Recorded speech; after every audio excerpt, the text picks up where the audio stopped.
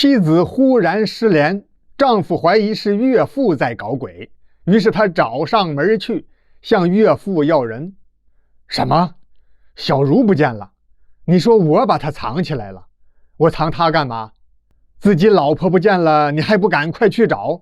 秦大柱，要是我闺女少了半根汗毛，看我不收拾你才怪。秦大柱刚才还气势汹汹，被岳父傅明斋只用了这么短短几句话，就给怼了一个哑口无言。还愣着干什么？快去找去呀！秦大柱灰溜溜走出岳父的家门，想去报警，一想这才刚几个小时，还不够报警的条件。可是妻子傅小茹从来都是准时下班，按时到家，今天怎么就不回来了呢？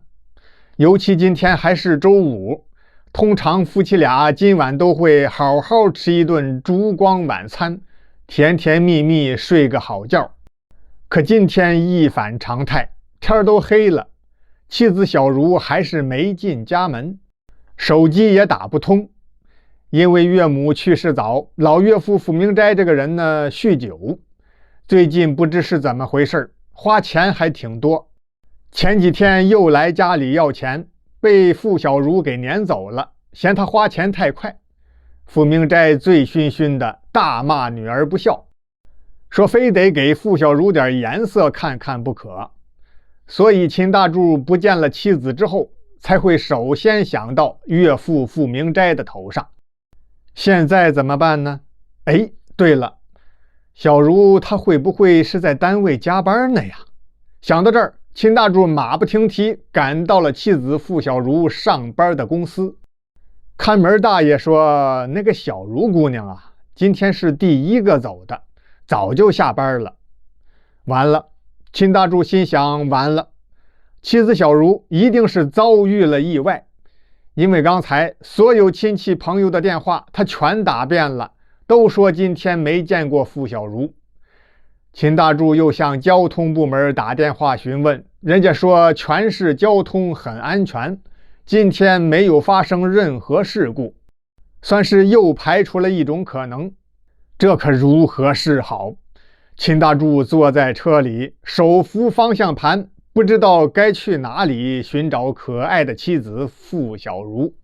忽然，秦大柱一拍脑门，哎，我真笨，怎么就把这茬给忘了呢？对，很有可能，也只有这一种可能了。他想到什么了呢？原来啊，秦大柱的妻子傅小茹曾经远嫁外地，有一个前夫，她是离婚后回到老家，这才嫁给秦大柱的。秦大柱是怀疑妻子傅小茹会不会是去找他前夫了呢？很有可能。想到这儿，秦大柱一踩油门，上了高速，一路狂飙，赶往那座妻子傅小茹前夫居住生活的大城市。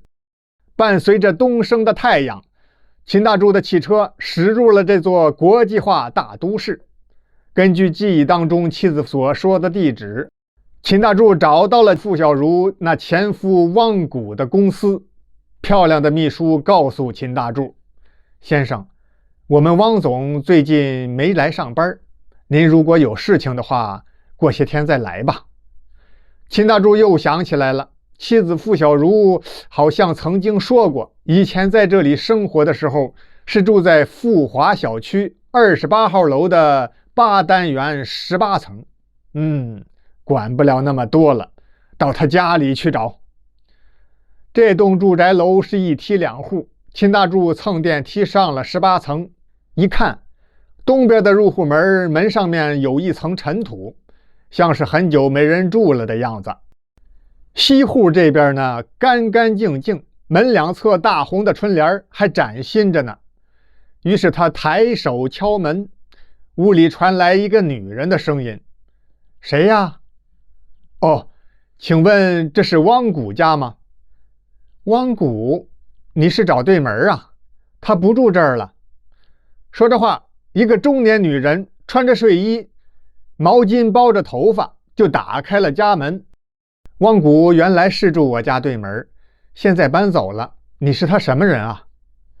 我我是他家亲戚。中年女人上下打量了打量秦大柱，大概是觉得他不像坏人。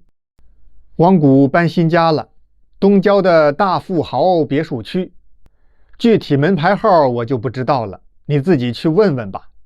秦大柱连声道谢，转身下楼，开着车就前往东郊那个叫做大富豪的别墅住宅区。等秦大柱赶到这里的时候，已经是傍晚时分了。想开车进去，门都没有。怎么，秦大柱又不知道人家汪谷是住在哪一排哪一栋，门口保安小哥哥是坚决不放行。正当秦大柱跟保安小哥这儿磨嘴皮子的时候，刚巧保安队长来了。一听说秦大柱要找人，名字叫汪谷，这位保安队长用手挠了挠红鼻子头，双眉一皱：“这位先生，我们这里住户非常多，现在太晚了，要不然您明天再来。我让人帮着打听一下，看看我们的业主当中有没有你要找的人，您看好吧？”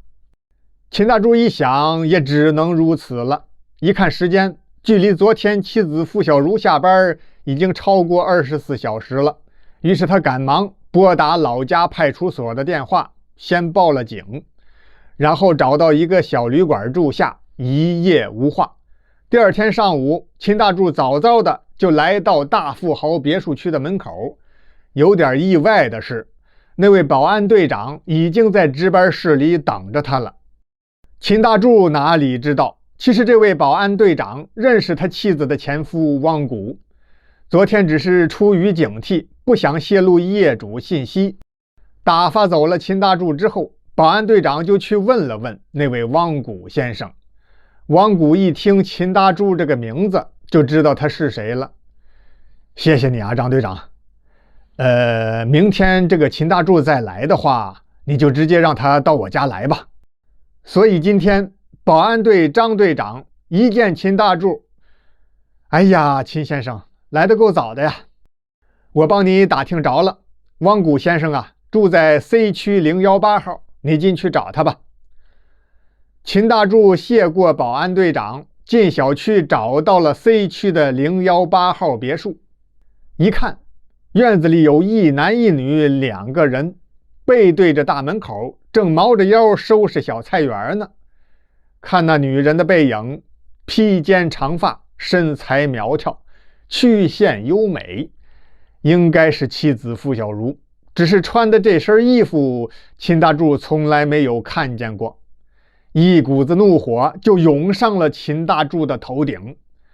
不过他还算理智，暗叫着自己的名字：“秦大柱，你要冷静，要真是付小茹变心了，你也不值得跟他们发火。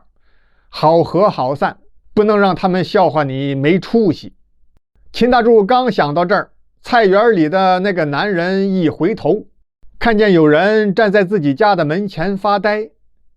你是秦大柱？秦大柱赶忙收回思绪，使劲挤出来一个笑容，笑得呲牙咧嘴的，比哭还难看呢。对，是我是来找小茹的。说着话，他用手一指男人身边的女人。这时候，那女人才直起腰来，转回身，面朝着这位不速之客秦大柱。秦大柱很吃惊，这个女人不是他的妻子付小茹，只是身材样貌跟付小茹有些相似，不过要比付小茹年轻许多。哎呀，我认错人了，还以为是小茹呢。小茹她来过没有？秦大柱扭脸接着问汪谷。汪谷微微一笑，先是把秦大柱请进家门，在院子里晒着太阳聊了几句，说身边这位是他现在的妻子，至于前妻付小茹早就没有联系了。如果小茹失踪了的话，你还是应该赶快回到老家去，找警察同志帮忙，抓紧寻找。秦大柱觉得汪谷说的很有道理，于是他告别了汪谷夫妻，开着车风尘仆仆赶回家。上楼一看，就是一愣。岳父傅明斋坐在他家门口，闭着眼睛睡着了。爸，快醒醒，您快醒醒！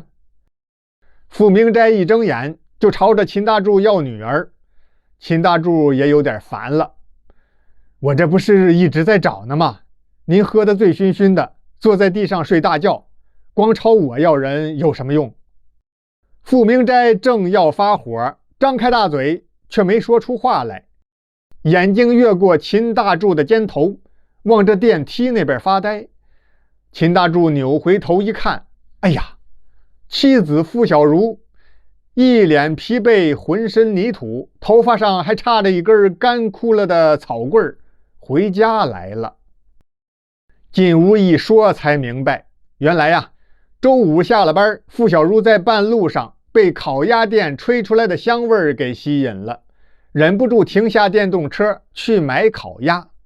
等他掏手机付钱的时候，才发现手机不见了，扭头打算骑电车回去找，结果眨眼之间电动车也丢了。想着坐公交或是出租车回家吧，兜里还没现金，无奈之下就打算走回去。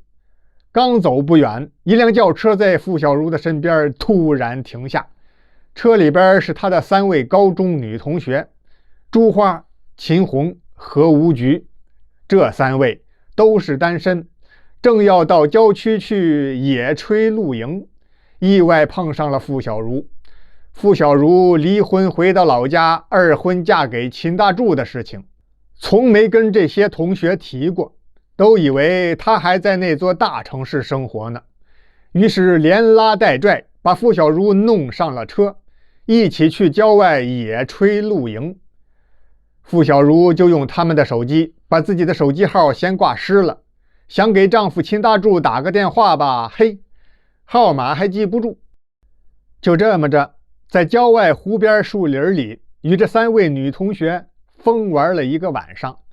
本想一早就回家呢，结果傅小茹落枕了。女同学朱花就说呀，她老家村子里有一位老大夫，祖传的秘方专治落枕，去了就能好。没主意的傅小茹又被女同学拉着去了村子里治落枕，还算不错，的确很快脖子轻松了许多。这回该回家了吧？没有。在几个女同学的怂恿之下，傅小茹也是不愿意扫大家的兴，加上农村又是庄稼，又是果树，又是养鱼塘，还有清澈的河水，美味的烧烤，这几位便又多玩了1天1夜，这才各自回家。看到丈夫和父亲都很着急的样子，傅小茹也觉得怪不好意思的，发誓以后再也不这样了。第二天是周一，秦大柱开车把妻子傅小茹送到单位，傅小茹这才在办公桌的抽屉里找到了自己的手机。到了下班的时候，秦大柱仍然是开着车接傅小茹下班，半路上就想着买上一只烤鸭，结果发现那电动车也没有丢，只是周五那天因为当时傅小茹一着急看错了停车位置了。